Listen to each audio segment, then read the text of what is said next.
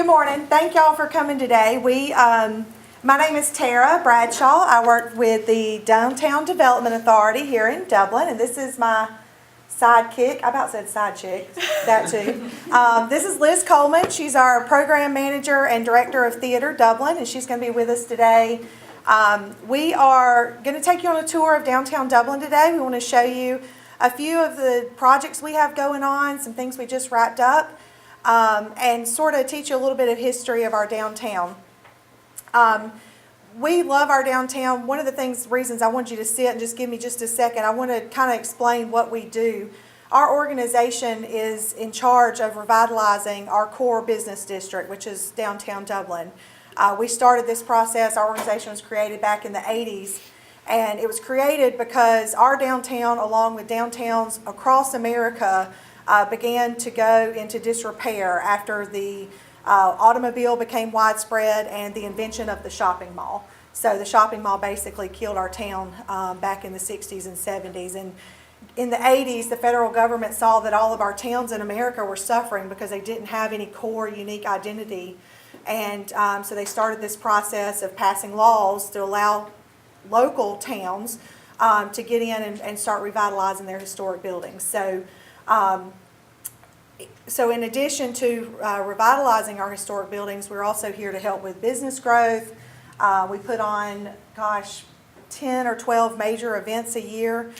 We attract about 56,000 people a year to our downtown events, and that all sort of feeds into re-energizing this area. So we hope that you learned something today, and if you ever have any questions or input or ideas for us, we are open to them. We typically always say yes. There is no idea that's too big for us.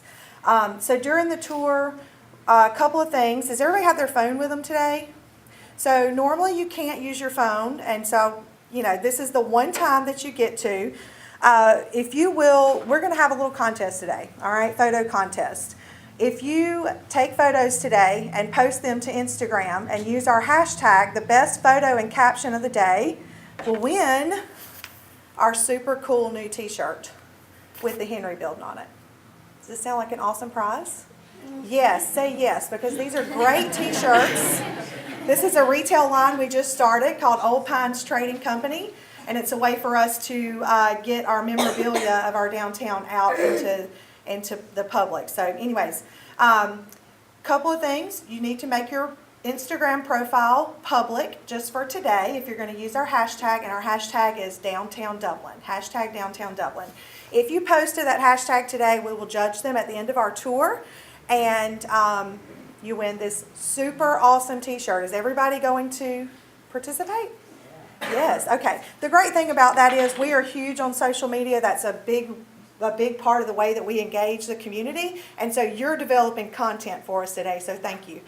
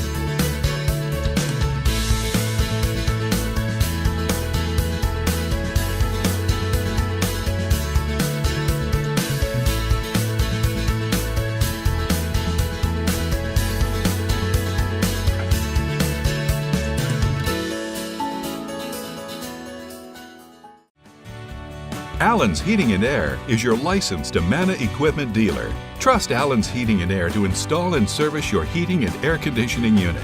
Allen services all brands. With the purchase of a new Amana unit, you get a lifetime warranty on the compressor. Allen's Heating and Air. Call Sean Clark or any of his friendly staff at Allen's Heating and Air. Amana Heating and Air Conditioners. Lasts and lasts and lasts. Proud to be a part of the Dublin community, La Quinta Inn & Suites is conveniently located on I-16 at 441 and close to many of our city's major industries and businesses. La Quinta offers a prime location with many amenities, including free breakfast, free Wi-Fi, and a beautiful indoor pool. La Quinta Inn & Suites was voted the best La Quinta in the world and a TripAdvisor's Certificate of Excellence. Book your next training class or school at La Quinta Inn & Suites of Dublin, locally owned and operated. Wake up on the bright side. I'm so thankful we have a great representation of Dublin-Lawrence County for the panel today. We have Dr. Rigman in the back with Lawrence County Schools. We have Mr. Charlie Gatlin with the Dublin-Lawrence Economic Development. We also have Ms. Beth Crumpton with the Dublin-Lawrence Economic Development. Tara Bradshaw, she led our downtown tour earlier today. Let's see, go around. We have Dr. Fred with Dublin School. Superintendent, you're the principal? Tony Jordan. Okay, thank you so much. Glad you're here as well. We have Ms. Jackie Curtis with Communities and Schools. We have Mr. Lance Jones, he's our city administrator, and we have Ms. Patsy Baker with Lawrence County, Keep Dublin Beautiful. I'm Aviance Marshall, and I'm from Dublin High School. Okay, I know we just had all these presentations about how we think the community should be and what we need, but what do you think us teens could do to better that? One thing, and I talk about this year after year, how many of you want to come back to live in Dublin? All right, so there are a lot of hands that aren't going up, right?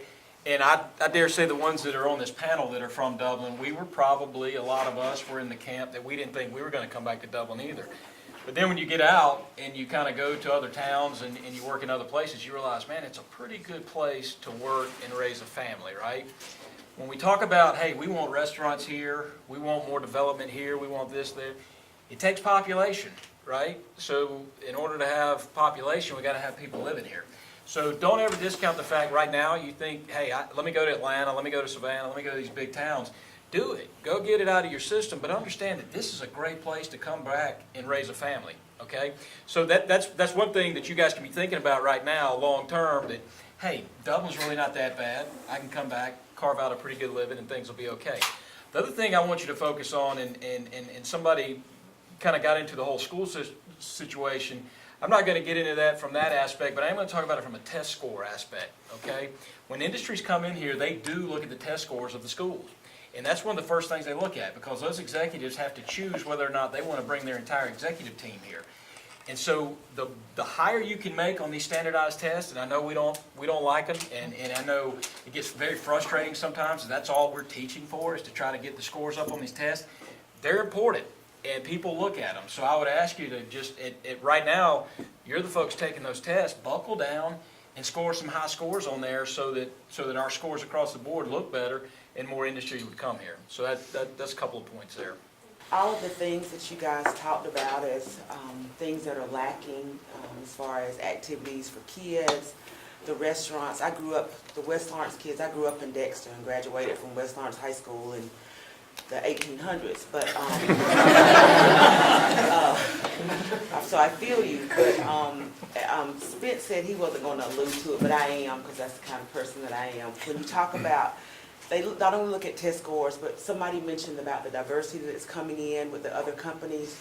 When they look at the schools, they want to see diversity. And so if you are in a school in an area where you're not living, then you're part of the reason why there's no diversity in that school. They want to see that. They want to, because they're coming, you have to think about, sometimes we think of only see Dublin and Lawrence County and how we are here, but we have folks who are coming from places where the diversity is enormous. And so for somebody to come in from a place where there's so much diversity and to see none, their perception is there's a problem, whether there's a problem or not. Does that make sense? And so sometimes we can't control how what people think, but once that perception is there, it's there. So I would encourage you, I think that as someone who has worked with all the school systems for the past 20 years, our school systems do a wonderful job of educating the students that we have. And I would also encourage you to think about if Dr. Williams is getting ready to start a gifted academy with Dublin City. You know, there's some great things going on. And so be willing to not just want to be in a school with your friends, but be somewhere where you're going to get the best education so that when those folks do come in, they see that, hey, we are diverse and working together, and we have great things going on with our school system. Probably 10 years ago, I was the chair of the Chamber of Commerce, and at that time, the Development Authority and the Chamber were still together. And so when industries would come into town, as the chair, I would have the opportunity to sit down and meet with those prospective industries. I can tell you unequivocally, without a doubt, I was in a meeting one night, and the CEO of this company that wanted to bring his company to Dublin sat down, we exchanged pleasantries, and within the first 2 minutes, he said, "You guys have a race problem here." And here I am, the chairman of the Chamber of Commerce. I'm supposed to say, you know, we got sunshine 365 days a year, everything's great. It caught me very, very much off guard. And so I was backpedaling, you know, really, really quick. Because again, they had already done all the studies. They had already studied the demographics of our school system, the test scores and all that kind of good stuff. So we really started having to backpedal really quick. That's not necessarily the reason they did not come here, but it sure did not help us. So like Jackie said, I mean, it's something we got to get our head around. This new Irish Academy, I think it's one of the best things. I think it's the best thing that the Dublin City Schools have done in years and years and years to help kind of start working on this issue. So I commend you, Dr. Williams, for that. Can he tell us more about that? Yeah, why don't you talk about the Irish Academy? The Irish Gifted Academy is a kindergarten through 8th grade academy where we're focusing on developing the talent pipeline for our international baccalaureate type of student. The IB student has a certain learner profile, and we have a couple of students here who are in that very inquiry-based on your student interests, learning the math, science, and social studies, and arts through a particular theme or phenomenon. And so it's really student interest based. It is a high-end academic program. The IB program is recognized all around the world. It's an international program. And so what we realize in the Dublin City Schools is that we really have to continue to develop that gifted type of learner that fits that particular profile in order to continue to have that talent for IB at the high school, at Dublin High School. And so what we're doing is we're building a K-8 gifted academy that will open in August to really help develop and cultivate the gifted type of learner. There's an application process. Students who are in our system that are already identified as gifted students automatically qualify. Students who are not in our system, they have to fill out an application to qualify. And so we're very excited about when we look at our strategic plan and our strategy map, it says high achievement and success for all students. And so one thing we're really taking a deep, hard look at is that gifted and advanced learner to really do the things that are necessary to help that particular student have the best educational opportunity and best outcomes so that they can be globally competitive. Because, you know, yes, we want to come back to Dublin and live and work and play, but we also have to be globally competitive while we're here, living, working, and playing as well. And so that's kind of a little gist of the academy, and people who want to know more about it or interested in having their students to enroll on our website on the About Us tab. You can click on there. There's an interest form, and so we're going to have a parent meeting toward the end of February, and so we'll be able to talk with those prospective families who are interested in that high-end type of academic setting. All right, I'm 58. You don't want me to sit down and figure out what y'all want to do, right? You don't want it planned by a 60-year-old man. What would be fun for y'all to do? So if y'all got some ideas of what you want to do, I mean, we're doing some things and some good things, I think, like the water park. That's going to be a great thing for folks. But everybody doesn't want to do a water park, and you can't do that all year. We can't stop you from doing a great thing you want to do. All right? If it's an arts thing, here's what you got to do. Get with the folks that are interested in that, and y'all figure out, we're going to do this. All right? Without their help, we're going to do it. All right? Then, look, I'll get on board with you because I like to be part of successful things. So y'all start putting that group together. Y'all know how to use social media. Get the folks together that want to do the thing that you want to do. Put that together, and I guarantee you, adults will get in there with you to help you get it done. If they see and honestly, this sounds harsh, what I don't have time to do is somebody say, well, we need an arts program. Lance, figure out an arts program. First of all, I don't know. I'm not an artistic person, so I can't do that. I wouldn't know where to start. But hey, man, you get an arts program started, y'all start having some meetings and say, Mr. Jones, we just need a place to meet. We've got 10 people want to participate. Help us find something. I might not can find something right away, but with all the resources we got, we'll find you a place. But if y'all can get some stuff started from the ground up, it helps us tremendously on figuring out what you want to do.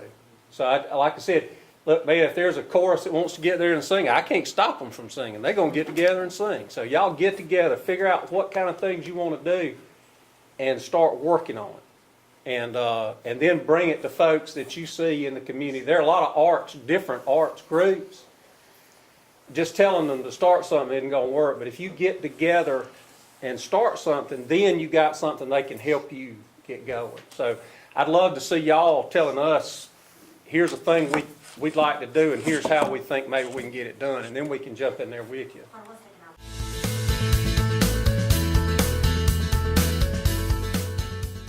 Hi, I'm Helen Powell.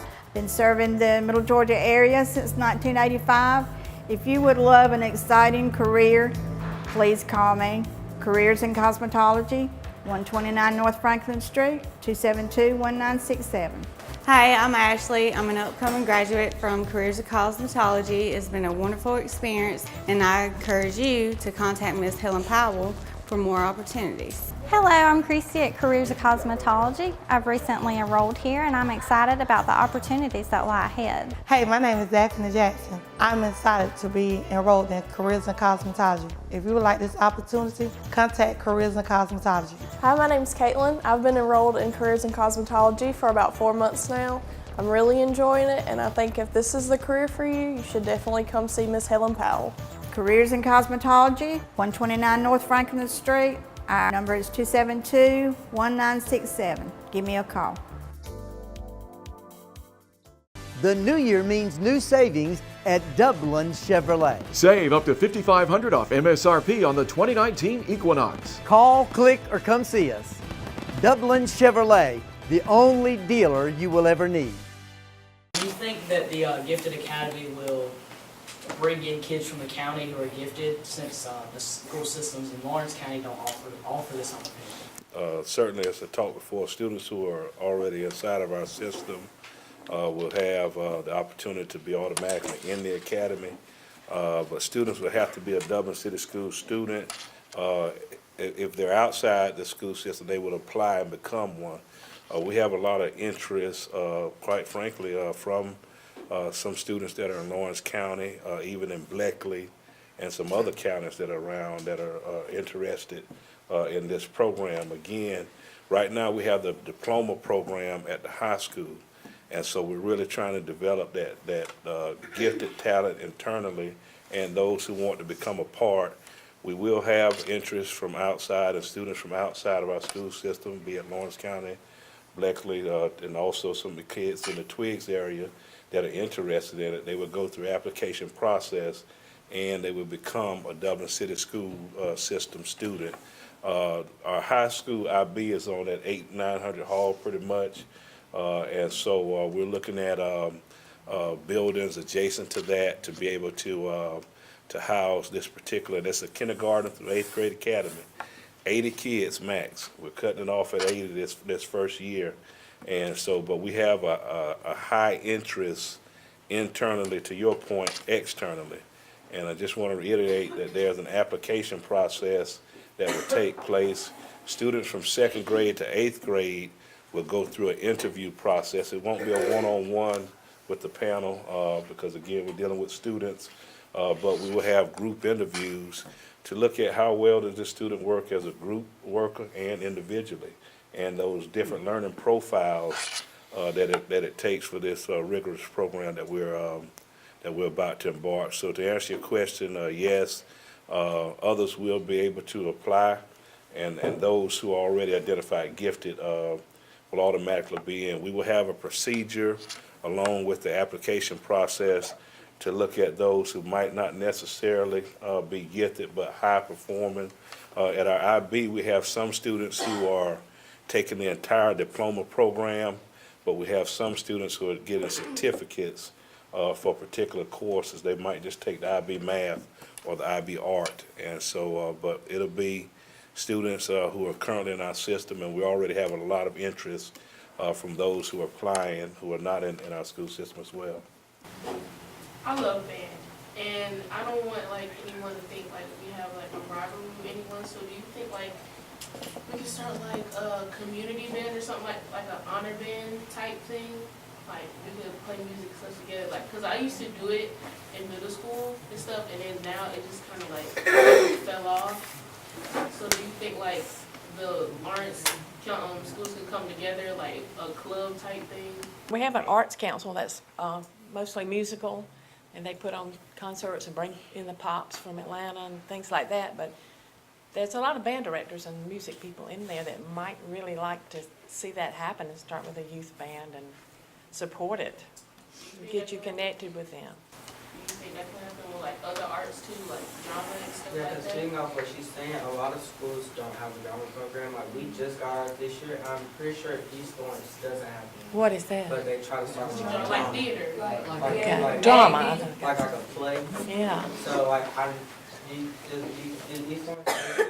See, we have a Main Street Players group of adults that would love to have your participation when they put a call out for they're going to have a play to be part of their plays, you know, and get it going. And then also have the youth part. But there are things that if young people start participating, just because there's old people doing them, that doesn't mean you can still be part of it. That's Art Dublin for the visual arts. We have art shows a couple of times a year. When you see that in the paper, it says, enter it. That helps. Today, like after we got done with our tiny house thing at our school. That was wonderful. I saw that on TV. My director, he was telling me about like how we have this little monologue thing, and it's like when 3 students from our school, and then whoever wins that goes like against like the counties and stuff. And it's like a little movie play thing that we're doing, and I was like trying to like. I don't know how to explain it, but yeah, I just thought of something you could do for Keep Dublin Orange Beautiful would be do a little play about litter and what you could do about it or blight, and present it in the community. That would be great. I'd be glad to work with that. The answer is yes. Yes. But it's not going to happen if you walk out of this room and say, I told those folks up there that we wanted to do this, and now they're going to go do something, because we're not. I can tell you, we're not all fixing to run off and start these groups for you. You got to say, okay, they sounded like that was a good idea. I'm going to try to put that together and keep working on it. I'll give you a very easy resource that's in this room. She's sitting right over to your right. Her name's Elizabeth Coleman, and she says yes, and she has the ability to help you with that if you would like her to. So anything involving arts or venues or anything you may need, I'll be sure you have her information, and we can certainly help you. I think I'm the oldest person in the room, right? I graduated in 1967. Oh, yeah, You're older than me, See, this was BC, before computers. But picking up on what you're talking about, the reason I wanted to pull this up is because when I was in high school, I had no idea who the major employers were in my community. I'm from Albany, Georgia, or Albany, Georgia. And so if you look at this, most of these companies are not homegrown. A lot of them have come here, never heard of Dublin, Georgia before, right? Amen. They have no idea. I mean, they might have heard of Atlanta, but they didn't know about any Georgia community. And so guess what happens? Some of these, we're not talking about retailers. That's a whole different world, okay? Retailers look at demographics and how much money's in the community to look at their success. But these companies are all out there looking to see where can I go that will meet my objectives as a company. And I can be in a lot of different places. And so let's just look Of course, YKK, they started off in Macon, Georgia, making zippers. Don't everybody check your zipper to see if it says YKK. But it probably does. And they figured out that if we can take these metals and make zippers, that we can probably make doors and windows, and down the road there might be a good community. So anyway, look at Fred's. I want to tell you a quick story about Fred's. I actually worked on that project with the State Department of Economic Development. I'm here trying to help the Development Authority for a little while, help Ms. Crumpton. So Fred's came along and we helped them find a community in Georgia. It was on I-75. It was not here. They found a community, they found a piece of property, and we won't get into all the different reasons why logistics companies want to be where they are, but obviously interstates are a big thing for them. And no, the 18-wheelers don't like to drive through downtown. They just as soon not have to, at least the ones I know. So Fred's came along, and the property they found that they thought they had, they didn't have. And so one day on a Saturday, the CEO of Fred's, who's headquartered in Memphis, Tennessee, called me into my office, and said, I don't have that distribution center property in that community anymore like I did after we've searched all over Georgia for a place. And I have a board meeting in 2 weeks, and I have to tell them where I'm putting this distribution center. And as the Department of Economic Development serves all 159 counties, y'all know how many counties there are in Georgia? 159, we serve all of them. And so I had to figure out really quickly, where can I find a site that will do this quickly that I don't have to worry about? You know who I thought of? Dublin, Georgia. And because I knew if I called Willie Paulk, I knew what she would do, and I knew what the community would do.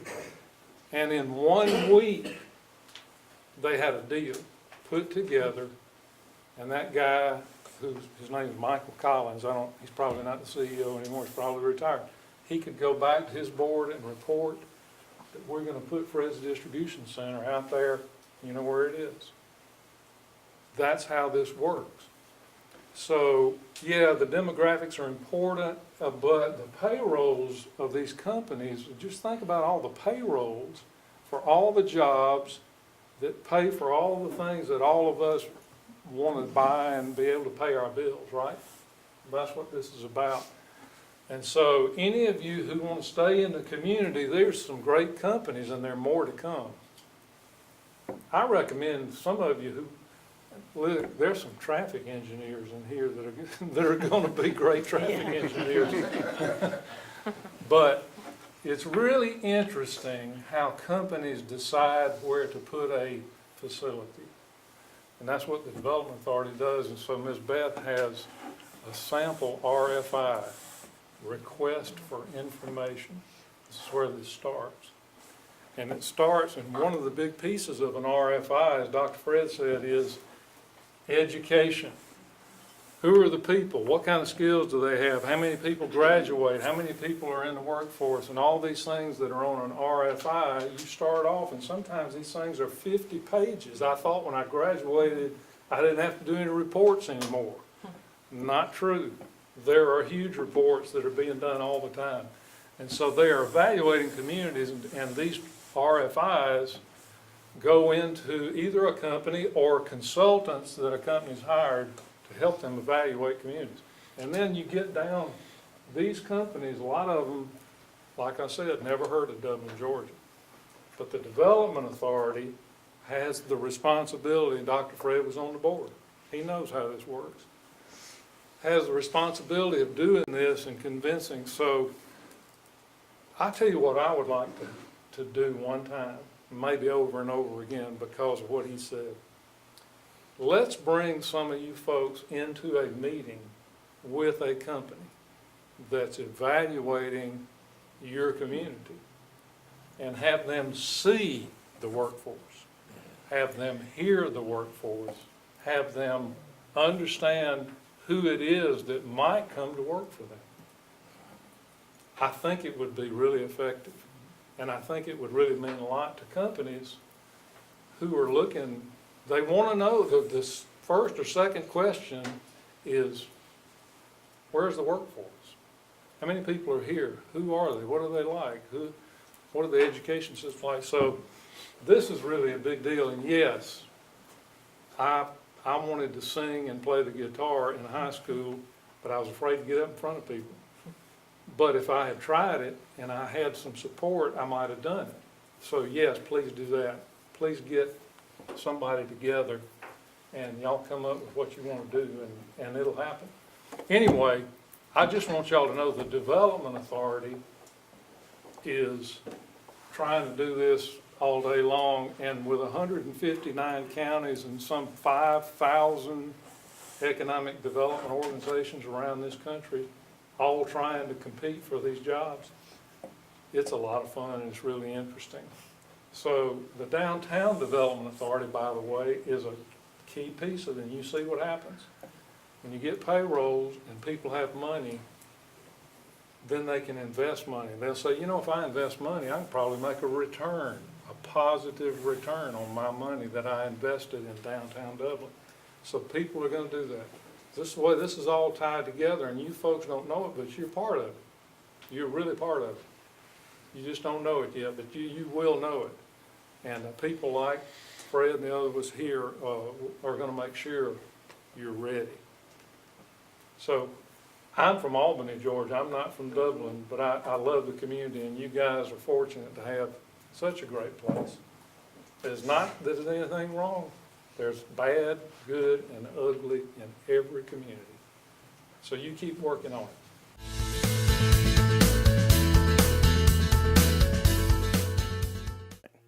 Is your internet slowing your business down? If so, call the City of Dublin for our fiber optic based internet, 478-296-1008.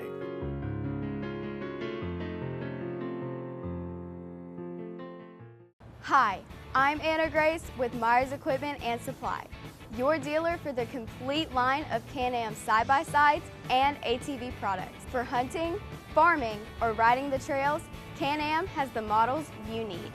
If you choose the Can-Am Defender side-by-side, which is engineered to maximize a hard day's work on the farm or on a hunt, Defenders offer 20% more torque than its rivals. You can carry 1,000 pounds of payload or tow 2,000 pounds of cargo. You will appreciate Can-Am's precision engineering and industry-leading performance. Come into Myers Equipment today and see the full line of Can-Am ATVs and side-by-sides. Can-Am, the ride says it all. I am a Dublin High School student. I want to ask, if I'm not mistaken, Dublin High School is the only school that has IB, right? Yes, it's the only school between Macon and Savannah that has the IB program. And my question is, why is that? One, actually, going back to economic development discussion, that was a piece in even recruiting some of the industry that we have that has an international flavor. The IB program is trusted around the world. Some of the tests that the students take at Dublin High School might be graded in Poland or Sweden and abroad. Some are graded in-house, and it is an international baccalaureate program that is trusted and vetted everywhere. And you can only gain that distinction from IB. And so knowing that we do have the diploma program, knowing that we have students graduating with the biliteracy skill, a seal on their diploma that they can read, write, and speak a foreign language, we know that we have to have a feeder program into that. And so one of the things we're doing, again, is to, with the Irish Gifted Academy, is creating that talent and that pipeline so that we can continue to produce that type of learner. And as the community grows, as the industry comes, we have a great academic offering to help continue, because this whole thing is partnership. Everything is not independent but interdependent with business, industry, and education. And education is that quality of life piece. And so we know that we need to do that because it's right for some students in our school system. It's not for every student, but we do have other program offerings that are for other students. And so knowing what it offers to students, knowing what it means to the community, we feel we're doing the right thing by offering that IB. And it was part of it. We were approached about having that program, and so now we see the benefits, and we're excited about it, and we're going to continue those efforts. So is it going to ever be expanded to the other schools? That'll be a decision that other schools have to make if they're going to have that commitment and investment. And just to give you an idea of what people, you know, when you talk about the good, the bad, and the ugly everywhere, in our community, P12, pre-K through 12th grade, we have every type of offering that's in the state. Homeschool, private school, a strategic waiver school system, which is the county school system, a charter school system with broad flexibility, which is the Dublin City school system. That's how we were able to hire someone from industry to come and teach our students how to build tiny houses. So they know how to frame, they know how to do electrical, plumbing, so on and so forth. That person wasn't necessarily went to school for teaching, but it's an industry certified person that we hired who was living in Savannah and is coming back, and now we're making an impact on the homeless population in our community. So P through 12, we have everything that you can offer. Then as you look at the higher ed, you have a 2-year institution. You have Georgia Military College that offers associate degrees and moving toward some bachelor. And then you have a 4-year university, Middle Georgia State University. And also you have a technical college. We have everything in academia, this small community in Dublin, Georgia, that anybody can offer anywhere. And so we have all the pieces together. The biggest thing is the stewardship of the output that we are, as a school system, are putting out. Not necessarily just even doting on graduation rates, but how effective are students being after they leave the corridors? Are they in job? Are they in higher ed and they're making an impact? Are they employed? And so those are some of the goals that we're looking at as a school system, producing the best output we can, whether that kid is going to a technical college, a higher ed, or straight in the workforce. And all of the above are important and necessary. Having served on the development authority, Mr. Mothers is absolutely right. The higher academically that our students can perform in school, the more attractive we look on paper. People have already scoped us out before they even come with all the different technology. And so as the lead learner of our school system, what I understand is right now I'm preparing second graders for jobs that don't even exist. When I was in high school, we didn't have apps. I mean, you guys have apps for everything. Apps to change your mind, you know. And we didn't have apps. We didn't have computers. A cell phone, the first cell phone I remember was in a big old bag, the big bag phones. And so, but all of these jobs that have come out, and so we believe that if we can teach you to be effective communicators, problem solvers, to think critically, and be in love with learning and unlearning, a lifelong learner, you can do any job. And so those are the skills when students leave our school system. We want you to be an effective communicator, a problem solver, and a lifelong learner. If you have those three skills, you can be a world changer. And that's what we're counting on our students to embrace as they experience the P12 education and as they leave our corridors. My name is Quincy Howard, and I'm from Dublin High School. And I personally think that our school, our sports are beginning to die out as far as our tennis teams and just some of the certain sports that aren't really major, like the golf teams, the tennis teams. And I just want to know, how do you think we could affect that or change that as teens in the community? I just got through meeting with a young lady, Kamisha Miles, prior to coming here. She is a student at Dublin High School who serves on the State School Superintendent Advisory Committee for the Department of Education. And one thing that I challenged her is to create a committee, because we were talking about something similar. it's not okay for a student in any school not to be engaged in something beyond the classroom. Every student in the school needs to be engaged in some extracurricular beyond math, science, social studies, and English. You need to be a part of a club. You need to be a part of an athletic team. Part of our challenge is this thing right here. We get information faster. We have so many things that compete for our time, whether it's students now due to poverty situations. I saw poverty slides and those type of things where they have to contribute to the bottom line of the home, that sometimes they don't have opportunities to participate in those things. So as an educator, we have to figure out ways how to break down those barriers, but we need to have students willing to participate. When I was a little boy, I grew up in South Florida, and what you had to do to get the car down the street, we had to stop to pick up football games. Just so a car could pass down the street. You don't see kids playing outside anymore because the game has changed. And so finding ways to really, the arts and the music is huge. Finding ways. One thing we are, and for my tennis court presentation, thank you, I'll give you a hand, because that's something I've been working on with our maintenance department and Dr. Jordan, and so we even have to resurface that court because the minor sports are important. Now, just a little bit, and I don't want to talk too much, but programs such as football and basketball are your major sports in your school system. For Dublin City schools, they generate the money to help pay for some of the minor sports because they have bigger crowds and bigger gates. So a percentage of that goes to that. But to answer your point, we need you talking to your friends and motivating people to be a part. And as said before, if there's some ideas that you have, come and talk to us. This summer, we're going to offer online classes for credit at the high school. We've already been doing some of that in week-long courses or 2-week courses, but we're going to offer online credit this summer because a student in my superintendent advisory told me in my office last year, Doc, how come we can't be like the colleges and offer online classes? That's a good question. So I went to the principal. How come we can't be like the colleges and offer?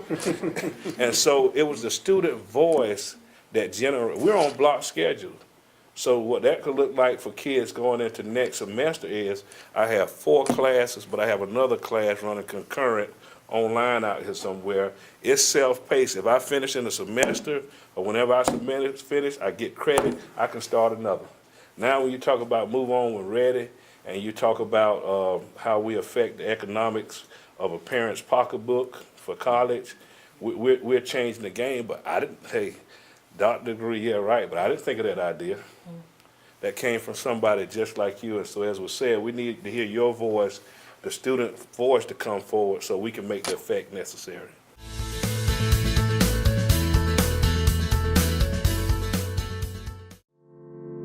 At Morris Bank, we understand that your personal finances and banking experiences can be stressful.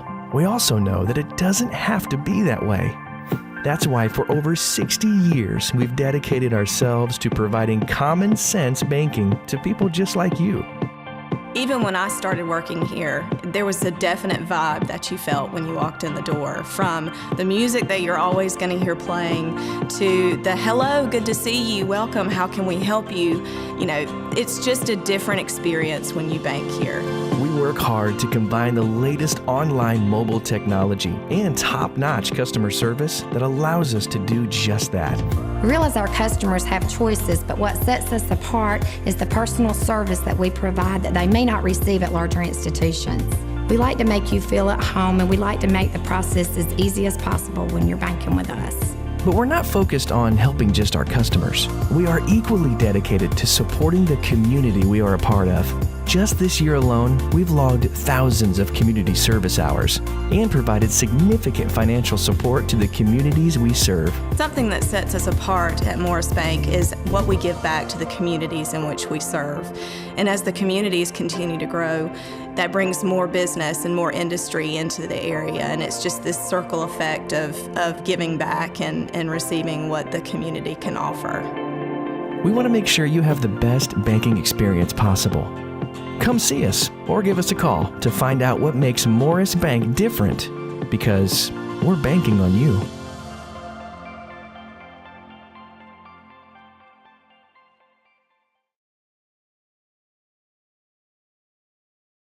I know we have our PowerPoints and we have an enormous list of things we don't like about Dublin Lawrence. And if we had everybody in Dublin Lawrence that could fix those problems, we would fill up this room. And I know that there's a lot of stuff that we could change, but that costs a lot of money, and that's not something we just have sitting around just to fix the problems that the kids don't like. What are problems that y'all in your fields of expertise that y'all see, that y'all can tell us to fix? Because I know there's a lot of stuff that we don't do. I mean, honestly, this is a lazy generation. We don't care about the things around us. But I know that y'all notice stuff. So what are things that y'all can tell us to do to help improve Dublin Lawrence? Go out and find a nonprofit organization and volunteer. You know, it's easy to say we don't have anything to do, but there's plenty of opportunities, plenty of folks that would welcome some energy in the buildings and in their organizations. That would be the main thing. Matter of fact, anybody here interested in music? Recording. I have a recording studio in my building, and I'm not using right now because I don't have anybody to operate it. So come see me. I'll give you something to do. That's cool. I mean, that's incredible. That question's incredible to me. I mean, I think y'all know how to use social media. I really don't. I don't like it. So, but if you can start using that to create some of these groups, what are you interested in? Maybe it's fishing. I don't know. Maybe you want to get a fishing group started. Maybe it's tennis. Maybe it's golf. Maybe it's music. But come up with some way to get those people together and then come to us. You know, because like I said, you don't want me to plan out what's fun for you to do. I mean, that you want to do what you think's fun. You want to get together with your folks and figure that out, and then let us help you find the resources and the way to make it work. But I tell you, maybe telling people to study hard, because boy, I know when I was in high school, I'd have said, But the problem we have that y'all need to help us find a solution for is workforce. When you deal with economics and deal with companies coming here so that you can stay here and work and make a good living, it's workforce. And somehow we're not preparing y'all, and you're not preparing yourselves to go out and work for Airdrie.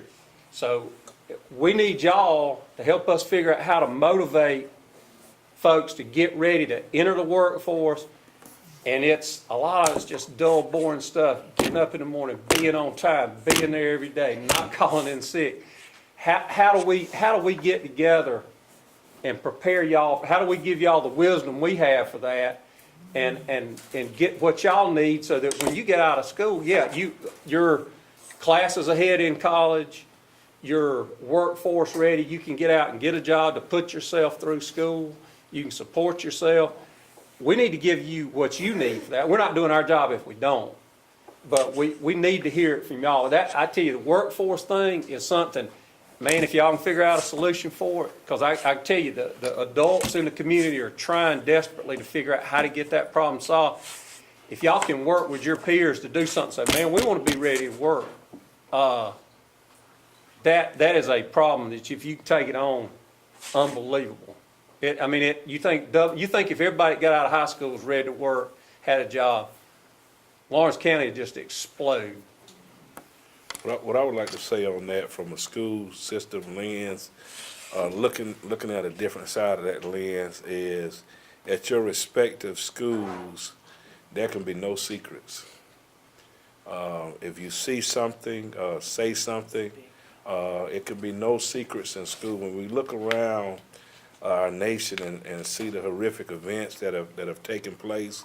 And as we talk about a community of learners at our respective schools, there can be no school can have any secrets. If you see something, say something, remove isolations in your particular schools. If you know a particular student is going through something, be sure to be that type of person that helps the administration to understand that person isn't the same or something's going on, and let that administration and those counselors pick up. Kids today are faced with so much more, so much sooner than when we were coming along. And yes, there are a lot of stressors, and we do have the personnel to help with anything that would come our way, or we can get you to that particular correct agency.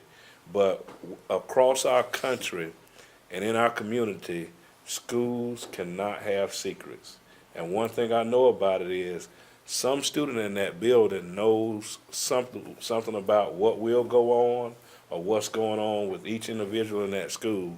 But we have to love people enough and care about our school community and our community enough. Even in the community, there can be no secrets. And so if you care about your community, you'll understand that there could be no secrets in the community. I was at my mom's work the other day. She works at the Owl, the Old West Lawrence High School, and there's a career academy over there. And it's not that they're saying it's not available to us. It's available to us because there's a career academy that's sitting empty over there that nobody's using. Because my mom was talking about a table that they needed, and I walked into like a salon, and I pulled out a nice table that was in there, and I said, does anybody use this salon for teaching purposes? And she said nobody uses it. So I think we need to engage more like into that career academy and engage ourselves more and not look at whatever everybody else is looking at and look at what we need to look at. So yeah, we need to take advantage of the things like that career academy over there. Dr. Williams and I, we've been on this career academy since the beginning. And everything revolves around money, right? And we've got different school systems, we've got different budget items, and so figuring out the way to make that thing work is huge. So I'll tell you, the beginning of last year, we had a group come to us. They needed some funding out there to start a welding program. They came and visited with us, and I brought in a couple other companies, and we funded the whole welding program. The chamber came in and gave about $15,000 on the backside of that. But that's the way the Career Academy is supposed to work, right? So we're paying school taxes, which is going to pay for the different school systems and everything. Part of those taxes are going to have to figure out a way to get into that Career Academy, okay? But the Career Academy is structured based on what Lance is talking about, workforce development, a ready workforce when industries come in here.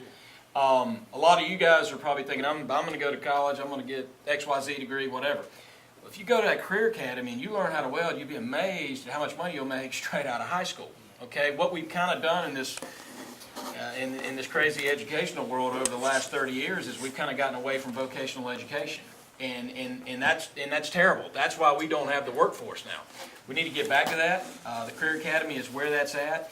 I know Dr. Williams has wanted to support it, at a real heavy rate as far as sending students out there. But it all comes down to money. And until it really gets established and stood up on its own, it's going to be hard for the business leaders to come and help augment those budgets. But that's the only way it's going to work. You're going to see the Morris Banks, the YKKs, the Erdrits, everybody's going to want to write a check because they're like, that's our future workforce.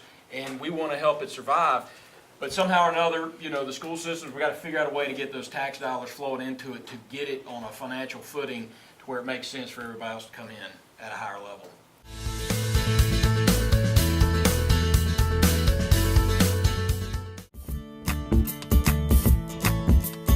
Hi, I'm Matt Sapp, inviting you to come see us at Dexter Meat Company. Our fresh cut meats includes cube steak, stew beef, chuck roast, chuck eye steak, ground beef, ground chuck, and if you love steaks, you'll really love our New York strip, T-bone, and our ribeye in choice or prime cuts.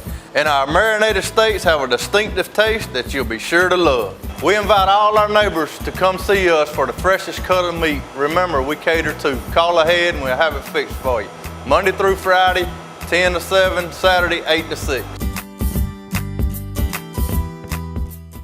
For over 21 years, JT Hanna has provided Dublin and Middle Georgia with quality promotional products and superior service you can count on. JT Hanna specializes in screen printing, embroidery, and laser engraving. We also provide customers with original artwork and logos through our talented in-house design. Our website makes designing and ordering t-shirts easy. You can design, choose from an uploaded template, or upload your own custom logo to easily create a lasting impression. Customers can also create purchase sites to make selling shirts for fundraisers or events easy and stress-free. Whether you need promotional items for your company or next event, JT Hanna can help. We take pride in delivering the highest quality products, and we take pride in serving you. Try us. I think you'll like us. Contact us today at 478-274-1267 or visit us on the web at jthanna.com. I keep hearing about West Lawrence trying to get this work readiness program going in the summer, which is totally like exactly what we need, exactly what everybody's saying. But the thing is, how are we going to get like teenagers to want to do that? Like their parents might force them to do it, which is great, but they're not going to want to do it on their own. So I think we had maybe a superintendent that might have left, but we like after students, I don't know, after they get a suspension or a certain amount of like 20 tardies, I don't know, something ridiculous, not too ridiculous though, so it like actually happens. But they could be put into this program during the summer, so as maybe as a punishment, but it's a good punishment, like it's something that will help them in the future, and not just like, I don't know, sitting in ISS and sitting there all day after you do your work. We have students right now that work at Flex Steel in the morning, and they come to school in the afternoon. And so we have apprenticeships at the high school and at Moore Street School, which is our academic and behavior alternative school, where kids are actually making money while they're in school and something that they enjoy. Communication in anything. I think the biggest thing is making sure that every student is aware of what the school has to offer. Something that I'm trying to improve in, as you talk about what can I do better, is engage with the community, that we do have the broad flexibility as a charter school system to supply the workforce during the day, where that kid can work in the morning and then come to school in the evening and still get the schoolwork done. And so, but a lot of even our own students might not be aware of that totally. So I think that the communication piece, and, you know, such as you're talking about, be able, if a kid started, why stick him in the ISS? Why don't you really work with that kid on being a timely person, because that's what they're gonna need in the workforce. And so that's something that in academia that we need to probably look at and address and see, you know, that is ISS really solving the tardiness problem? Does it show up in the workforce as a workforce problem? And so looking at those, so that's a great commentary. But there are opportunities for students to work and get their P12 education done. That's something that we need to do a better job of promoting. Even with our local mom and pop industries, we have over 100 kids at Dublin High School that are Safe Serve certified. Look at all the restaurants downtown. We could be piping that workforce during the day and some in the evening to work some of those entry-level jobs, but I haven't done a good enough job as a superintendent communicating that flexibility that we have, and so to fill some of those short-term needs. And I think also one thing that we have to do as adults, as people within the school system, as parents, we have to show you the importance of why learning these soft skills are important. Because right now you're living in the lap of luxury with your parents. They're taking care of your every need, and so the thought of how am I going to function as an adult is not as real to you now as maybe it should be. When I go into schools and do career days, I don't talk about my job as an executive director or my educational background. That's not as important for me to share as it is for me to share a correlation between why we tell you not to be tardy for class. Because when you go to work, and you show up late for work, they're going to fire you. Why it's important to turn in papers and things in school on time. Not just because the teacher is riding your butt and she wants to give you a hard time by setting this date. It's because when you go to work, you have deadlines. And when you don't make those deadlines, you cost the company money and could cost yourself your job. We call it freeing up your future. And we don't say firing because it's a little harsh, but we're going to free up your future. So I want to teach you some things so that your future is not quite so free. You understand? So those are the things, you know, it's important to show up on time because we want you to show up to class on time so that you show up to work on time. We want you to turn your assignments in on time because when you go to work, you're going to be asked to turn in assignments. We want you to be, come in a dress code and be presentable because there's going to be, when you go to work, you're going to have to look a certain way. So that's the correlation, and that's how you, for me, that you get excited about being a part of these things. It's because you're seeing the correlation of how it translates from being a high school student to moving into adulthood. At the VA with JRTC, a lot of people used to go there and enjoy volunteering, like going around passing out popcorn and helping the veterans do other activities. But now, we've gone from like 20 or 30 people on Wednesdays to about 5 or 6 people because it doesn't really engage us, doesn't make us feel like we're actually making a difference. Like now, we usually just go there and they play a game, and at that time we just leave in that hour frame. We made no difference whatsoever. That's how I feel. They appreciate it, but sometimes we become just acclimated to the kids coming in and folks coming in, and so we just let them do their own thing. And so I would have a conversation. Somebody has a conversation with the people who are allowing you to come in and say, hey, we love coming here, but we need to feel like we're doing more. What can we do to make a bigger impact? You know, it's not always what you say, but how you say it. And so you can tell them that, hey, we don't feel like we're being used appropriately in a very nice way. We love being here, but we want to do more. So I always go back and have that conversation instead of just saying, you know what, I'm not coming back. You know, because that's what we'll do. We'll get mad. You know what, forget this, I'm not. No, go in and have a conversation. And if they don't listen, then you say that. Like you saying this, it's not like just at the VA, like other opportunities. Yeah, and with anybody, I'm saying if you were volunteering for me and I had you working with my pre-K kids, helping them color, and you're like, no, I really want to be showing the guys how to do football drills, or I want to be helping, then I would expect you to come in and say, Ms. Curtis, listen, the pre-K kids are great. However, I think you could use me. I'd be of more value to you here.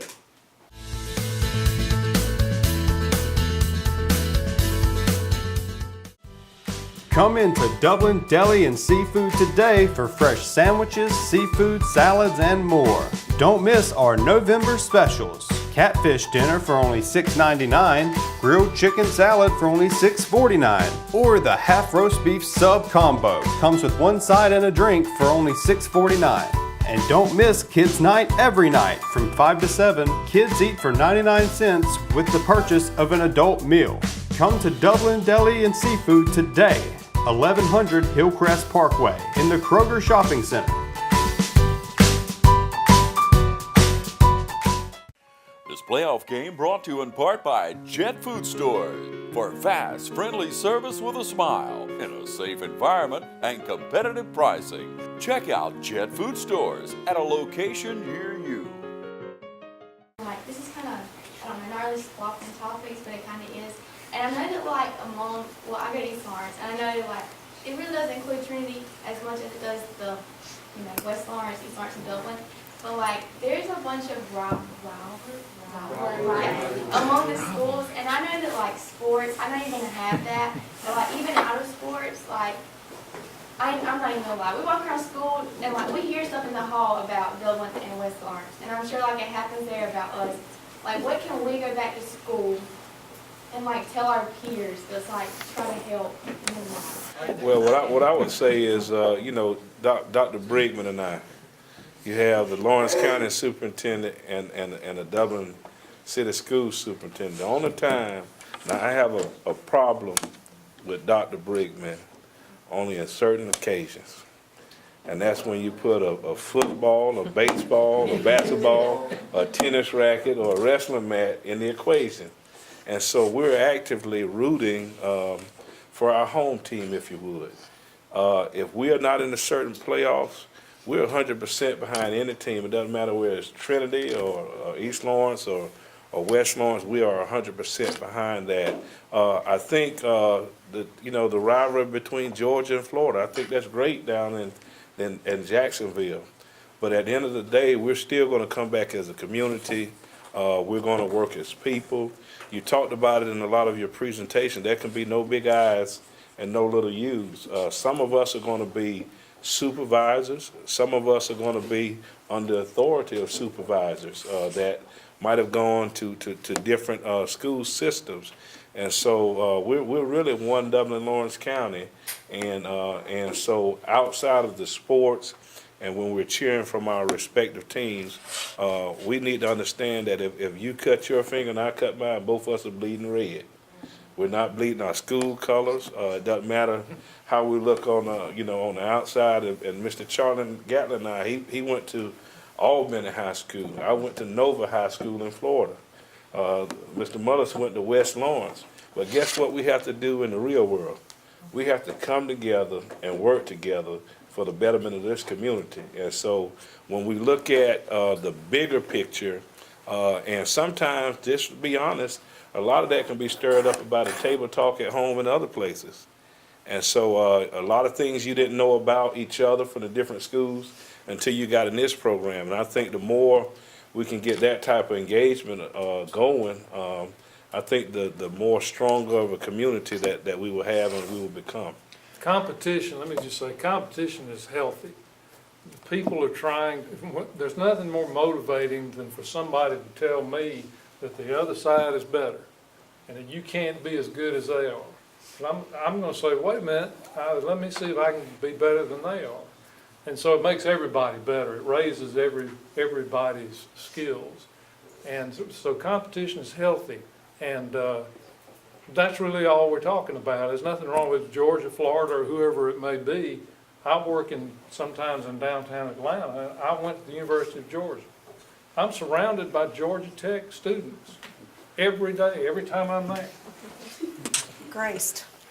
Graced by Georgia Tech. But it's a wonderful school. I know that. I know the people that go to that school and that teach at that school, and they're great people and they produce great students. And so when a football comes on the field, that's a different story. But we don't go beyond that. I work with Georgia Tech people all the time, and it's wonderful.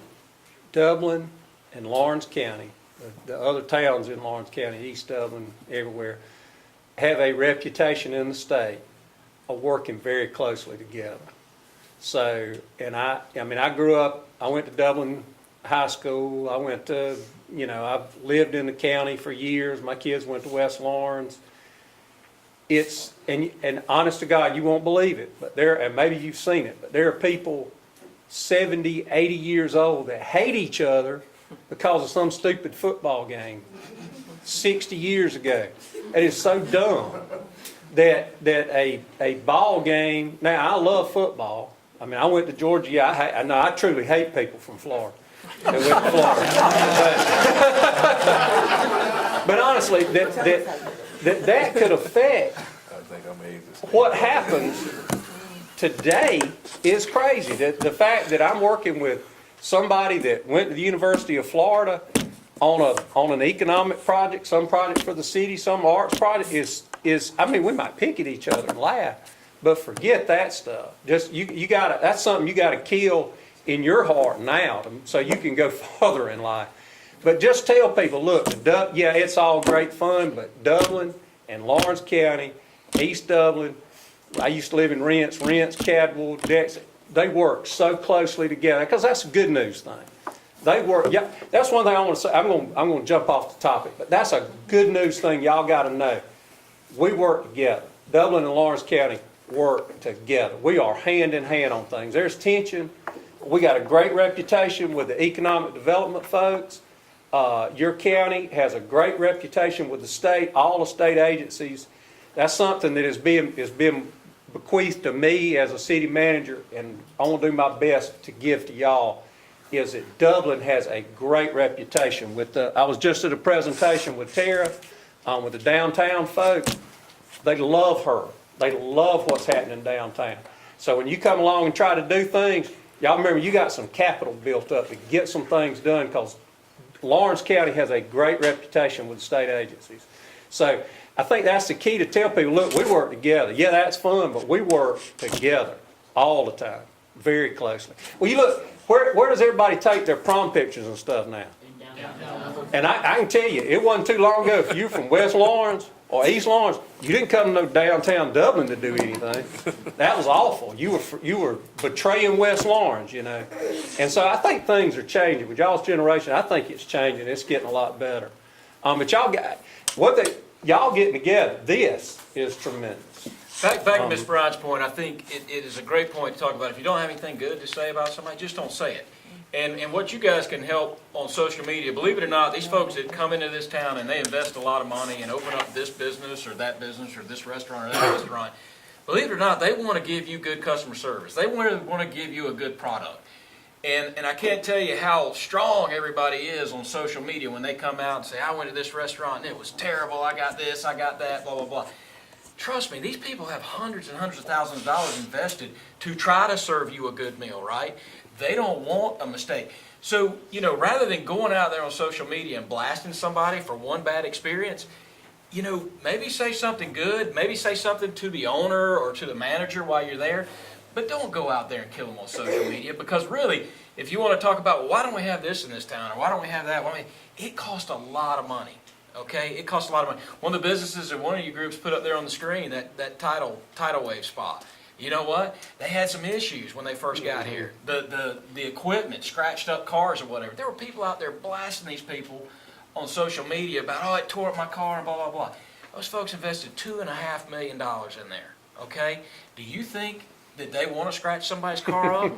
Absolutely not. So if you don't have anything good to say it to the manager, you know. And again, this whole thing about the good, bad, and the ugly, we've asked you guys to do that because we wanted to hear what you had to say, right? But going out there on social media and hiding out there on social media and really going off on somebody, that's one of the worst things you can do. So I mean, these people are looking at it on Facebook to see whether they want to come here or not. Exactly. Well, put yourself in the shoes of people up here on this list, for example, who have. Do you have $50 million in your back pocket? Where do you want to put it? Do you want to put it in a place where people are arguing with each other and don't work together? No. You want to feel good. You want to feel warm and fuzzy. Man, this is a family here. I like this. I feel they make me feel comfortable. This is the way you would do it too. I believe I'll put my $50 million here and I know it's going to work out fine. That's the way.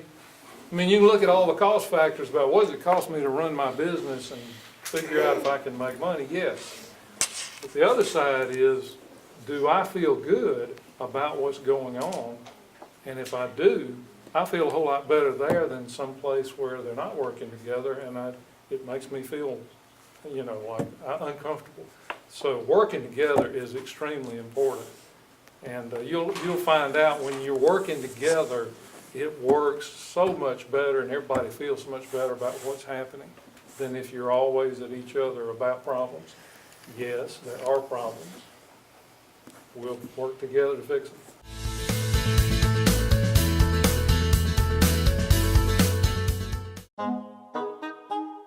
What if there was a paint that had the power to awaken something old, or painfully dated, or something you simply thought was lost forever, because it could form a strong bond regardless of age? If a paint could give any time-worn surface stunning new life, you have to wonder, is it still paint? Regal Select Exterior from Benjamin Moore, only available at independently owned paint and hardware stores. Available at Four Seasons Paint and Floor Covering.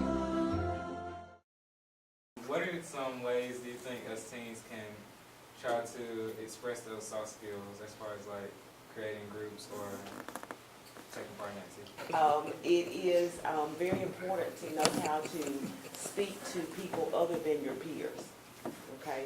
Being able to get up in front of a group and express yourself, because you guys have great ideas, but if you can't articulate those ideas, nobody is going to want to work with you.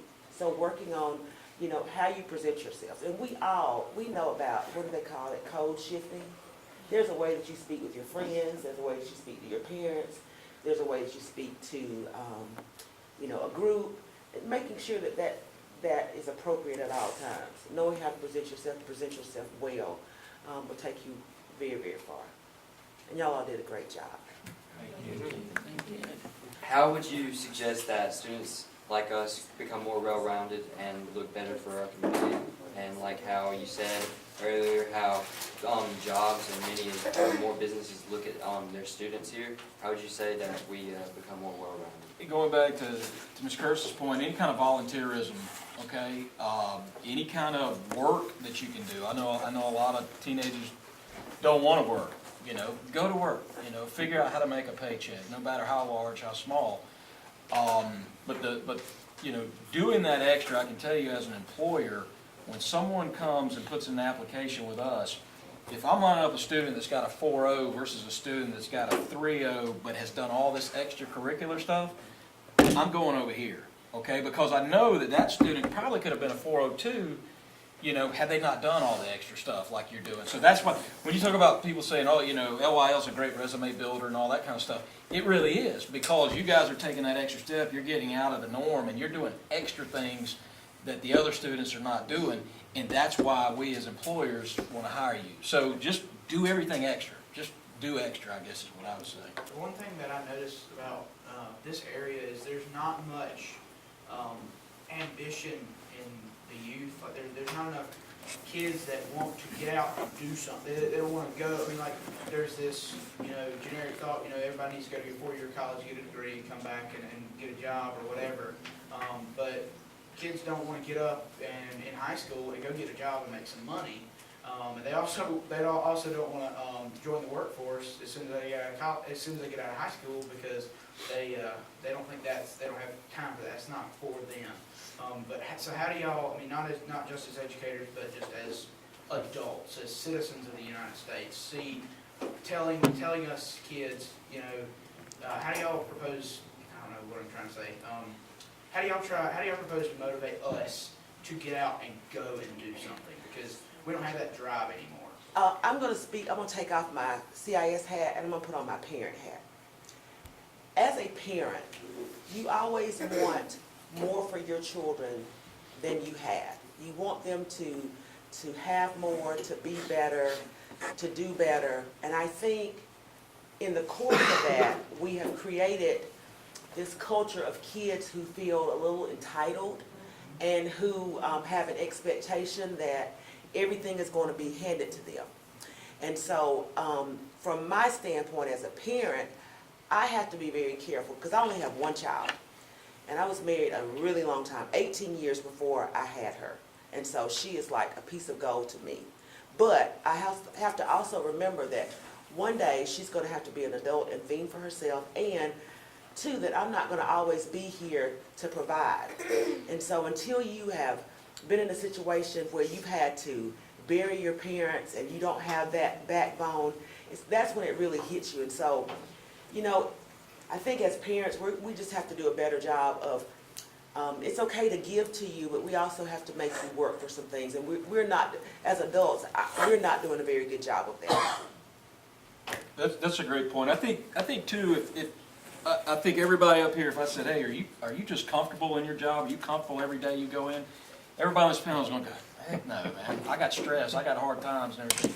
If you're ever comfortable, you're not going to be successful, because that means you're not doing enough. You got to put yourself in uncomfortable situations, things that you don't like to do, and that's how you grow and get better and become successful. So I just tell you that if life's really good and it's just very comfortable and everything's great, you're not doing enough.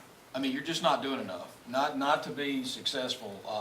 And I think to Jackie's point, I mean, I'm guilty of it too. I've got a son down at Georgia Southern and a daughter at West Lawrence, and I've made life pretty easy for them, and I've tried to kick them along the way and get them out and do work and all that kind of stuff, and that's the lecture that I'm giving.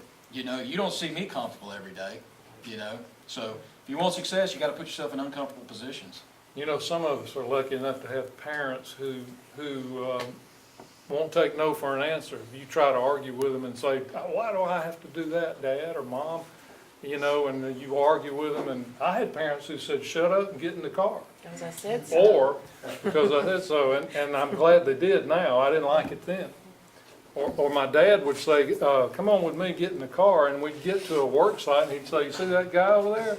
Report into him. And I'm like, what? You didn't tell me. It's too bad. So, and I have children too, and it's hard to make them do something knowing that they're going to be in a difficult situation. It really is, but that's the challenge of being a parent, is you got to get those people motivated to do the right thing, even when it's difficult. We said nobody likes to go to the dentist, right? But you're sure glad you did after you get out. That's what this is about. It's not comfortable all the time.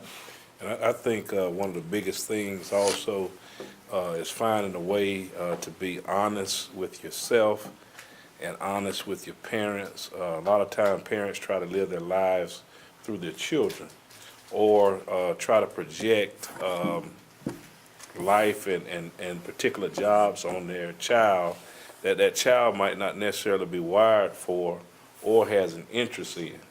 And so for me, I challenge everyone to find that profession that when you go to work every day, it wouldn't be like you're working. You know, you would actually just be, you know, you would have fun doing it, even though with all the stress, because stress is going to come with every job. But you, by serving others in that job, you get a sense of fulfillment that you have, as you talked about back there, making a difference. Because a lot of times when we get connected and we sign up for things in college, when we get out, there's no job for that. And it's not our interest anyway, it was someone else's interest. And so being able to be true with yourself and true with your parents about your interests and the things that you want to pursue in life, be it music or whatever it is, because that's the thing that you're going to be, that's the thing that you're going to be good at and you're going to go after.